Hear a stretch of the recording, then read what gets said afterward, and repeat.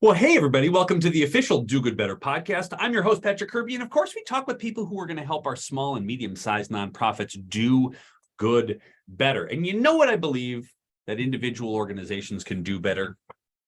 Engage politically. And I'm not talking about, developing a protest and burning something down to the ground. No, that's what I'm not talking about. I'm talking about you have the opportunity to talk with city and state leaders about things that you are doing and making the community better. Listen, we've said it for a long time. I believe my guests will agree with me that you, the nonprofits, are doing the things the government shouldn't and won't do. You're filling holes that they don't have the money to do or they don't have the audacity to do. And really, when you're talking with political leaders or city leaders and you're expressing the need for support or grants or whatever, well, you have to learn how to chat with them. And hey, surprise, surprise, a spoiler alert this for you. These are just regular people like you and me. I mean, some of them are extra awesome, like my guest today, Laura Caroon. In addition to her role, at the as a city council in Moorhead, Minnesota, she's also the director of culture at Trive. Laura, welcome to the official Do Good Better podcast. Thank you so much, Patrick. I feel like I have a badge of honor now. I get to be on your podcast. It's been a long time coming. I feel like we have not done ourselves a service together in order to put our brains in one podcast. And I'm so excited to talk about this today with you. You're recently can I say newbie? Is that even a word of like a new-ish? Member to the city council itself or politics in general. And that's what I love. You've got this fresh perspective on how to do amazing things. We're going to get there. I promise. First things first, there's a lot of people who may not know who you are or what you do. And so I want to give you the floor. And at a 5,000 foot level, you want to tell us who you are, what you do, and why we're talking today.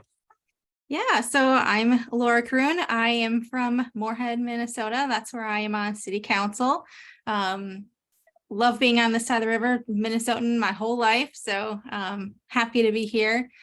I also am the director of culture and growth at Trive. We're a business consultancy. And so we help people develop teams and leaders. So I'm just going to roll right into this, Patrick. I love this. Yes, please. I got into politics a couple of years ago. Like a lot of people, there was a time where I wasn't really thrilled with the way I was seeing things happening on a national level. And I thought, what can I do? What can I do with the talents that I have in the community that I'm in? I'm not, at the time, I was like, I'm not old enough to run for president, right? So now I'm past that stage. But what can I do with what I have? And one thing that I started with was just putting together a food drive at my work. I thought, here's something I can do right now. I can make some kind of small impact and just kind of get the ball rolling. And after that, I, kind of did different projects here and there, found ways that I could help out in the community. And, I've always kind of thought about being in political office in some way. But in 2019, I decided I really want to explore this. And so I signed up for a program through an organization called She Should Run. Mm-hmm. And I was in this cohort of 35 women from all across the country who are all in this to kind of figure out, what could my platform look like? What office do I want to run for? When do I want to run? All of these things. It was a phenomenal program. But the one thing that I kept hearing from women in this program, we'd ask each other, okay, so what are you going to run for? When are you going to do that?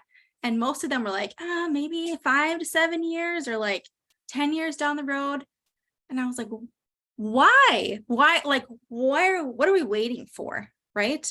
And so many of these women were already in the legal field. They were lawyers. They were working on their PhD in political science. I'm like, well, if you're not qualified, who is?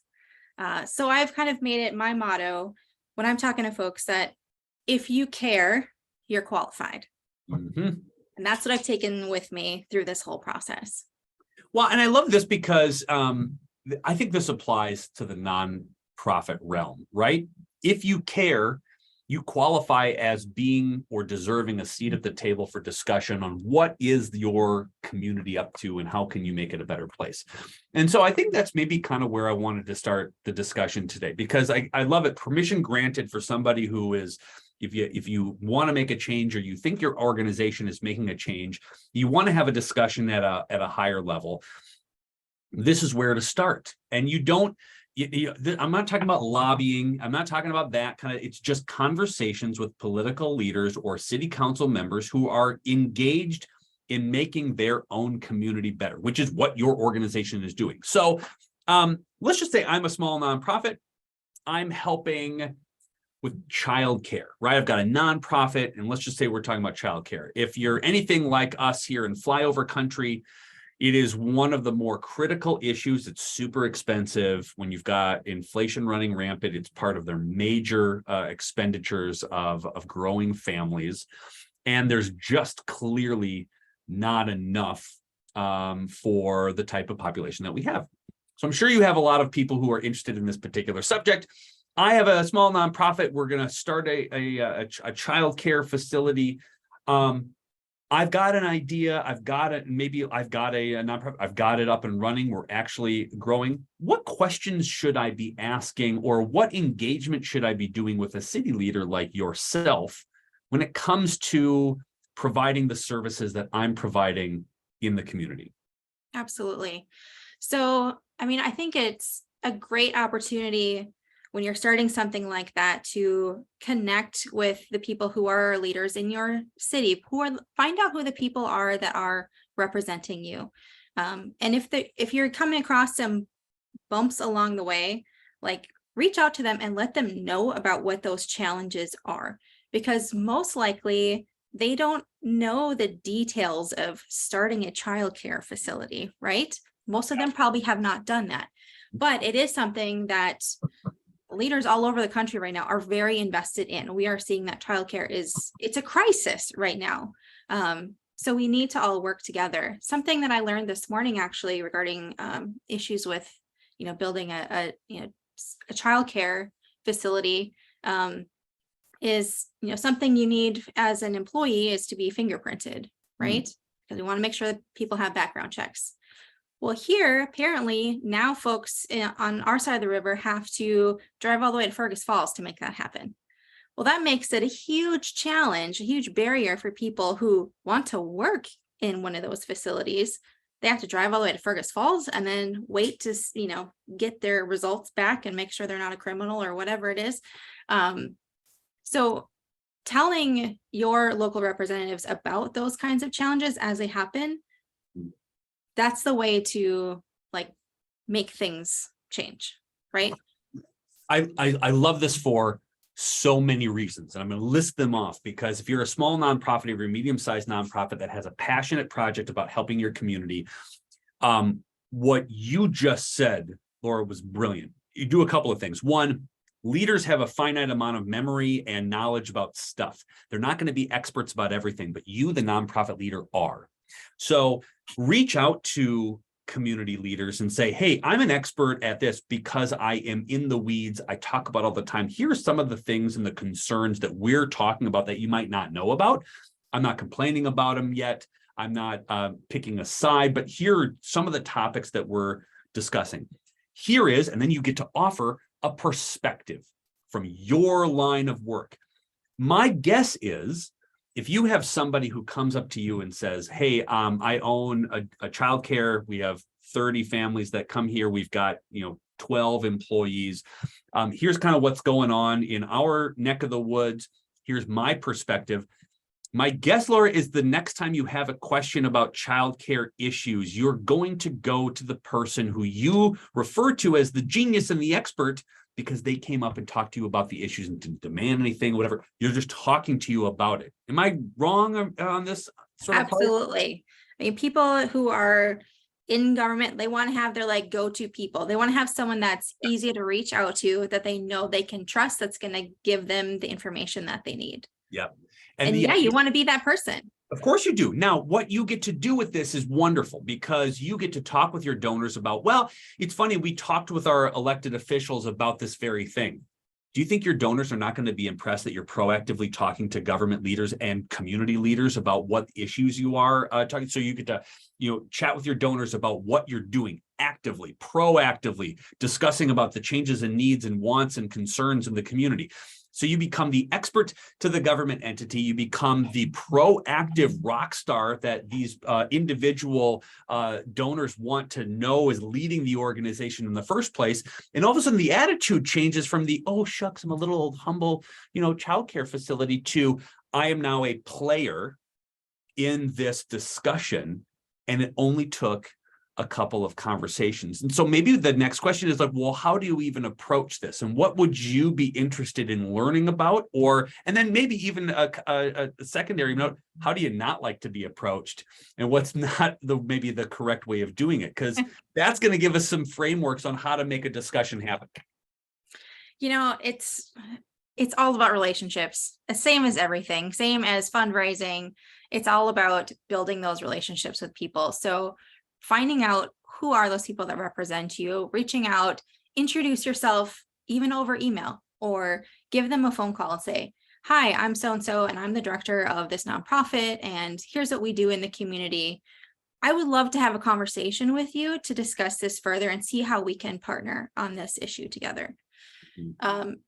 They're not going to say no. They're going to say, yes, of course, I would love to meet with you because I, as an elected official, would like to learn more about that subject. It's better for me to be well informed, right? And so ask for that. And the other thing you can do is, if you want to, if you're someone who wants to do a little bit of espionage first and figure out who's the right person I should contact, watch the meetings as they happen. You can go in person, you can go online, kind of get a feel for who those representatives are and who might be the person that's best positioned to really care about what you're doing. And then it's also a great idea if you've got a cool project that you're doing or something that you are involved in the community or just want to share a little bit about your organization. Go to one of those city council meetings and get on the agenda, and you can present and say, here's what we do. And we want you to know about what's happening at our nonprofit.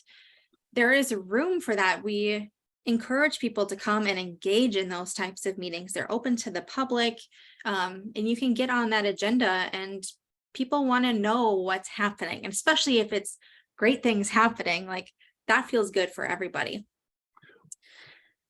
So the opposite way, the way to get on people's bad side is things to avoid. That's the section of this podcast, things to avoid.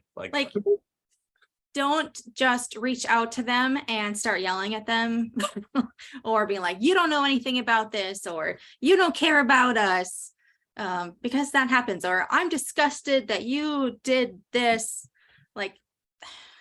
That's not the best way to have somebody hear you. Well, you instantly make whomever you're trying to speak with on the defensive rather than sort of this interesting listening. So I think it's coming back to reading. Let's read the room, shall we? I mean, let's figure out how you would like to be approached. I know that I don't like getting ambushed by my kids of you said I could play on my tablet. And I'm like, whoa, now I'm not going to let you do that at all. Yeah. So I think what you said is wonderful is that approach it like you would any other conversation that you would be in public, and that your mom and dad would watch you do it. And they would say, wow, you were very respectful of that particular individual. And I think elected officials, like referees in sports, go with me on this, is a good analogy, is that they don't have to do this. There's no need to do it. They're public servants trying to do wonderful and good things. They're there to make the community better, regardless of political side. They want to make it better.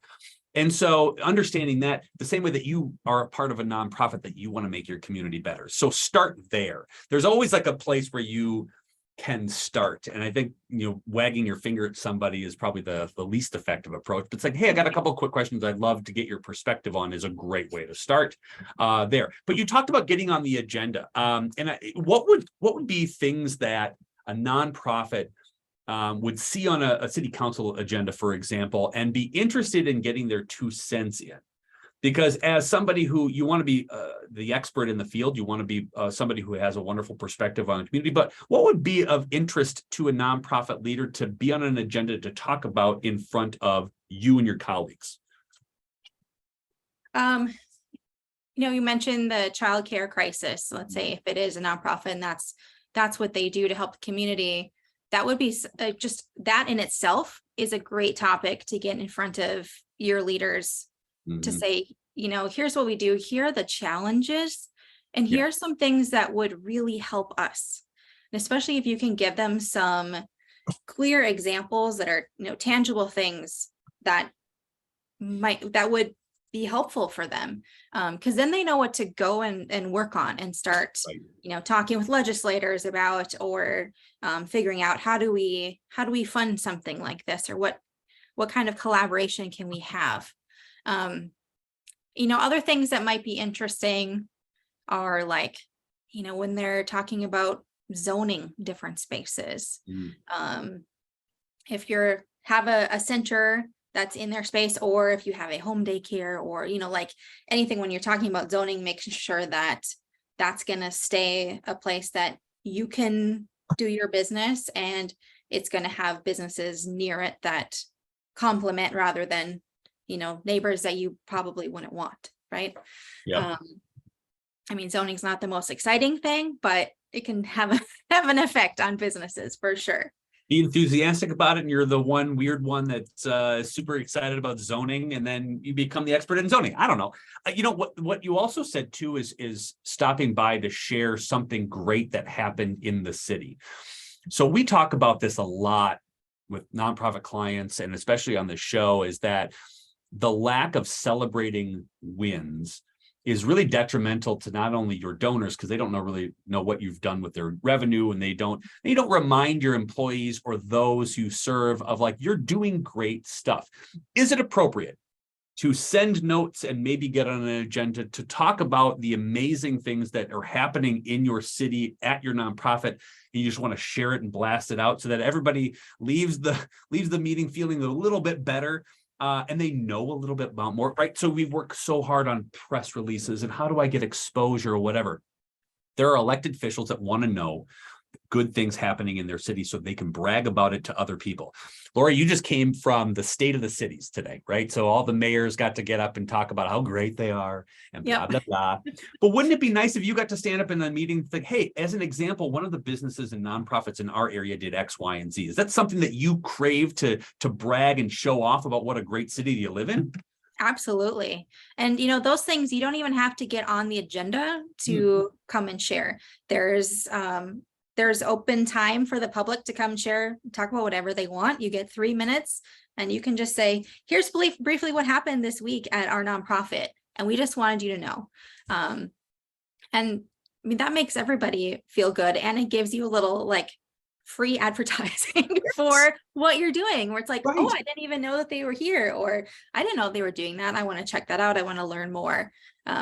Absolutely. That's a great thing to do. You can also you can send letters to your city council, to your representatives, and just say like, hey, here's this awesome thing that we did, or thank you for being a part of this event or something that happened.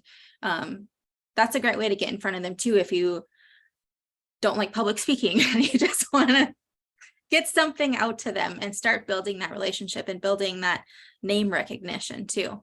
It's funny, most city councils have cameras and they broadcast it somewhere on the internet, right? And I think as nonprofit leaders, we're always like, I need that photo of me giving a speech or something in front of everybody. You've got to do it too. It's like your built-in PR piece right there, where like you get to a video of you giving a testimony or saying something wonderful in front of your city council. What a great picture to show your donors that you're active in the community and that you really care. The other thing that I think is great, and you just said it, you got 3 minutes to tell your bit, right? What do we have the biggest trouble as nonprofiteers is telling our story in a short, concise period of time. What a great ability to practice your elevator pitch on why you're an amazing organization and getting in front of this and sort of bragging about it. And another note too, I could talk about this all day. I'm a nerd. I love politics. But another thing is the type of people that you want to recruit eventually to your board or your board of directors are leaders within your community. They're leaders, they're shakers, they're movers, whatever you want to call them. Who are the biggest shakers and movers and people of influence and affluence are the ones who are in office, sitting in seats. I'm going to give you seats of power. Doesn't that sound good? but seats of influence you want those people to know about your organization and cheerlead you on in the public. What a great opportunity to do that. Absolutely.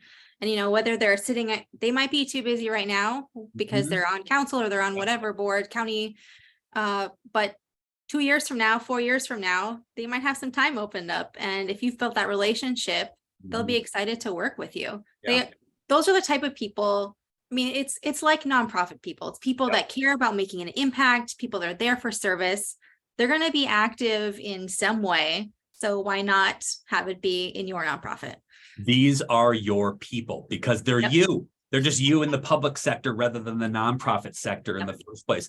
What do you have available for committees or community involvement where you have opinions? Do you ever, as an elected official, say, what we'd like to do is maybe assemble a group of people to do some digging and research on it so they can come back to us with some knowledge? Do you ever go out and seek others' opinions and perspectives to gather information as you are sort of deciding on things? And then how on earth do people get a hold of you to get a hold of those committees? How do you get on those? Absolutely. So, there's different committees that will kind of form like ad hoc here and there. If there's a specific project where we know there's people that are invested in this and really care about this, and we want to get these smart people involved to help us make this decision, right? So there are opportunities like that. There are project-based things like being on a committee to make some kind of change. So like last year, there was a committee that was campaigning for this half-cent sales tax in Moorhead to build a new community and library, or new community center and library. So that was, its own little committee. And it's just people who want to be a part of it, who want to share some kind of talent or resource that they have. But then there's all kinds of different commissions and committees and boards that you can be a part of through your city. For the city of Moorhead, it's one form, and you can say, I'm interested in being on park board. I'm interested in being on arts and culture. I'm interested in being on Moorhead public service. I want to help make sure that our rates are low for our taxpayers. There's all kinds of different things that you can kind of pair with your own interests, whether it's planning commission or human rights committee. There's kind of something for everybody, and a lot of them are lower time commitment. So if you just kind of want to get a taste, there are some boards that meet once or twice a year, and you can get, just a little bit. Or there's ones that meet every month, and you have projects that you work on together. So I think getting onto a committee or a board is a really great way to build relationships in the city, to better understand how things work, especially if you haven't had any experience working with government, because it doesn't work like a typical business does. Things are different. There's a lot more, you learn Robert's rules, and you learn these processes that everything has to go through. And it's kind of intimidating at first, but it throws yourself into this space where you get used to that, and then you figure out how you can make change, what those relationships are that you can make to make things happen that you care about. What a wonderful way to get board experience to bring back to your own board. I was on this board and we did this and this, and that was a really interesting technique. So maybe we should adopt that at our organization, right? From the experiences that you have. You also then have clout with your board members of like, well, that's not how the mayor did it. Well, like, what? They're not going to not listen to you then.